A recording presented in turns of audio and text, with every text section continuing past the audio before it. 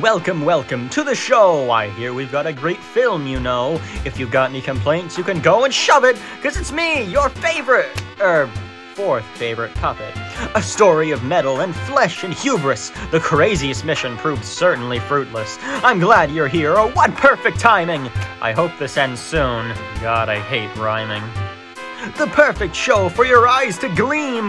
The Doctor and the Meat Machine. Once upon a time, there was a girl named... Auburn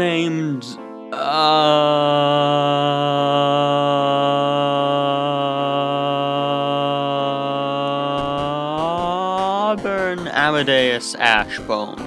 A person of science, Dr. Ashbone was called. If you saw what she did, you would sure be appalled. Vital organs in jars, severed limbs all around. She was lucky her lab was yet to be found. But Auburn had an idea, a real vile dream. Humanity was cool, but what about machine? She crafted the beast using metal and flesh, a grin on her face as the materials mesh.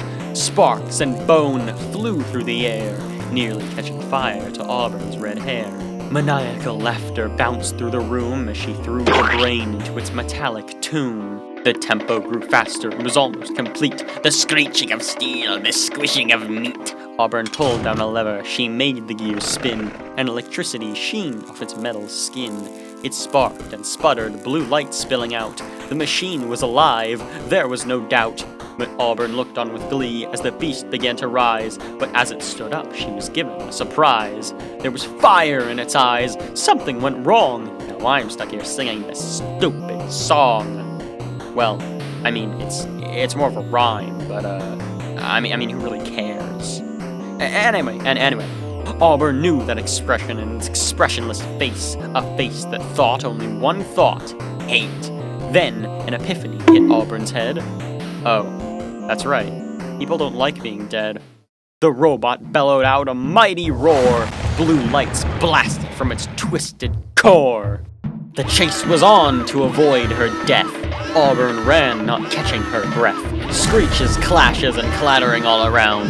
It was clear the only way to go was down. Deeper and deeper into the laboratory. She had to be quick or be murdered quite horribly. The clanking grew quieter as she ducked into a room, for now she had avoided her impending doom. But the robot was alive. It had a whole brain. It wouldn't be long before it found her again. She thought and thinked and thunked some more. She would kill this beast. This she swore. Auburn turned on the light to kill the metal man. But as she saw what was there, she had the perfect plan. 2 giant magnets, one on each wall. Every scientist had them to be respected at all. A devilish glint appeared in her eyes. She had to lead the thing straight to its demise. She sprinted through the doors, wrenched tight in her hand. She'd show that machine it was hers to command. Marching down the stairwell, bathed in blue light, Auburn hoped that robot was ready for a fight. Lucky for her, it totally was. Screeching at her with its huge metal jaws, Auburn threw the wrench anyway with all of her power. She was sick of this thing. It had grown quite sour. She dashed for the room, the machine right on her tail. She really hoped this idea wouldn't fail. The machine swiped at her with its long metal arms. Auburn then shrieked, for she was quite alarmed. In no time at all, she had burst through the door. Unluckily, the robot had knocked her to the floor. She scooted away, a look of dread on her face. As the beast lumbered closer, it seemed it won this race.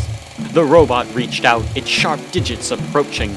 It looked Auburn's death was soon encroaching. But of course, a mad doctor always has their tricks, a real tricky trick to use on such pricks. She leapt from the ground, the bot stumbled in surprise. Then she pulled down a lever, ensuring its demise. The magnets roared to life, ready to kill. Then the machine moved against its will. Steel screeched across the floor in a sharp, grating sound, as the metal beast soon found itself thoroughly clowned. Auburn watched in glee as she finally won, before the show had even begun. Wires went snap, metal shifted and torn. The robot's eyes were still full of scorn. Its blue light flickered, cracks appeared in its flesh. 2 magnets and a robot, I think you know the rest. With a snap, screech, and flash, the beast was no more. What was left was a pile of the rottenest gore. Auburn looked on in joy, she lives another day, but her joy was replaced as she tore her eyes away. Piles of bone, meat, and steel strew about. Somebody needed to clean it, no doubt. So she picked up a mop and went right ahead. Then she thought maybe a robot could do this instead.